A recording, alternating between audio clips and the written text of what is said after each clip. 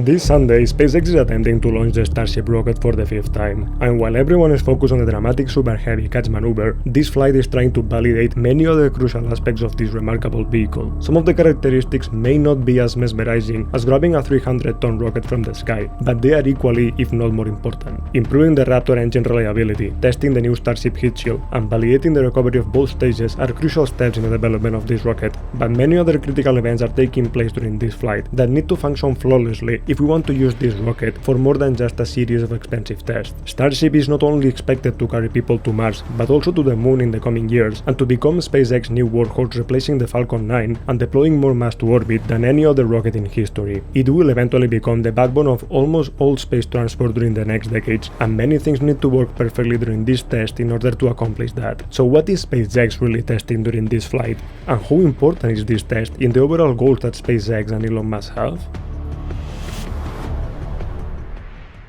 Since 2019, we've been following the SpaceX progress in South Texas with the Starship rocket, and for the past year and a half, we've been watching how SpaceX started to launch this system into space. From the first flight that blew a huge hole in the ground and exploded in style, to the last flight in June that went surprisingly well, with Starship somehow surviving the re-entry while losing some of the tiles in the process. Even Elon Musk was surprised about the ship functioning after all the heat of the re-entry. I can't believe it still could move. I mean, me neither. I'm like, holy shit, is that thing still moving? Yeah. Each test went better than the previous one, so after the last flight when both booster and ship made a control splashdown in the ocean, what are the next goals? If you haven't been living under a rock, you probably know that the big new objective for this flight is to catch the booster with the tower arms, the same arms that are used to place the booster and the ship together on top of the launch mount. It sounds crazy, and it's probably the most incredible thing that SpaceX has ever attempted, and this is coming from a company that doesn't shy away from trying new things. But although this is an important step in the development of the program, it's not as crucial as it may seem, or as important as Elon would tell you.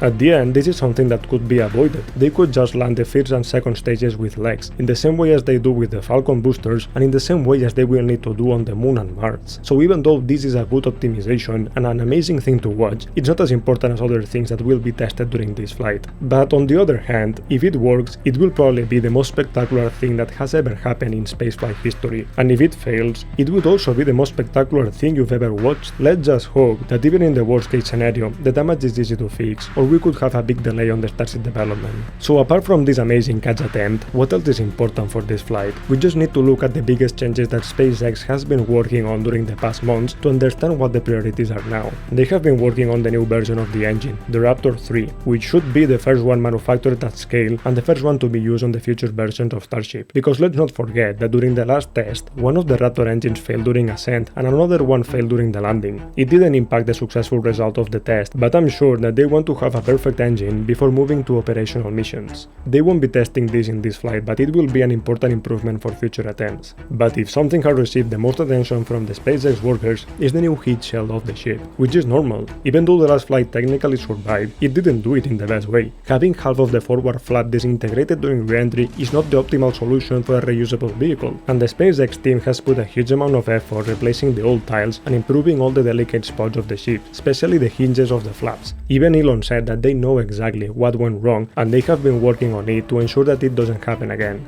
The flap hinge area far more robust. So we'll really go crazy hardcore on that. That will not be the reason. Like if the next flight doesn't make it back fully intact, that will not be the reason. So looking at the efforts they have done, one could be tempted to conclude that both the recovery of the ship and the catch of the booster are the most important goals of this next flight, and maybe they are on the surface, but we need to dig a little bit more to understand exactly why are those important and how will they affect the overall development of the rocket. One of the things that separates SpaceX from the rest of the rocket companies is the ability to iterate a product while doing operational flights. They did it with the Falcon 9 during the past decade. They didn't wait until they had a successful recovery of the first stage before sending satellites into space. The last version of the Falcon 9, the Block 5, launched for the first time in 2018, 8 years after the first flight of the Falcon 9, and during all these years, they kept launching satellites into space and cargo to the ISS, while earning a lot of money in the process. They blew a couple of rockets while iterating to get the best design, and while squeezing all the performance they could from the Merlin engine and the Falcon rocket, and the results speak for themselves. The Falcon 9 went from being capable to deploy 9 tons into orbit on its first flight to be able to put 22 tons into into orbit with the last version, and they didn't stop launching to get there.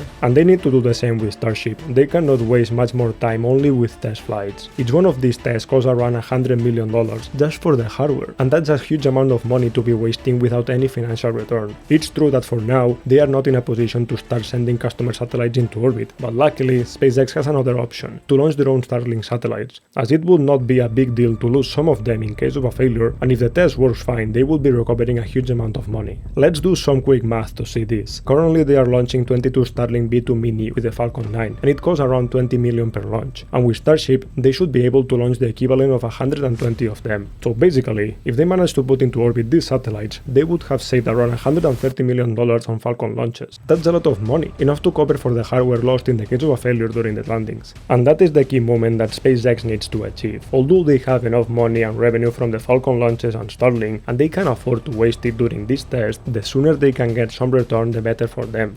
And let's not forget that they also need to deliver the moonship for the NASA Artemis missions, which will require around 10 additional launches to send the propellants. They need to start launching their own Starlink satellites and to start testing the propellant transfer and storage as soon as possible. And for that, they just need to nail a couple more things during this next flight. They need to perfect the re-entry of the ship and the control of the ship in orbit, because without that, everything else won't work. They won't be able to deploy anything, and they will lose a lot of time and money until they get it. This is like the first Falcon 9 launches in 2010, where they were testing the first version of the Dragon capsule. They were lucky to have a perfect first flight with a mock-up version, which allowed them to start iterating with real hardware just in their second flight the same year. And after that, even though they still didn't recover the boosters, they were able to start offering the Falcon 9 to customers and start earning some money in the process. Without this way of working, they would have wasted too much resources on the development and iteration of the rocket, and they would have failed as many other companies have done. The good news is that Starship won't fail, even if they don't do it perfectly, as SpaceX is currently a very big profitable company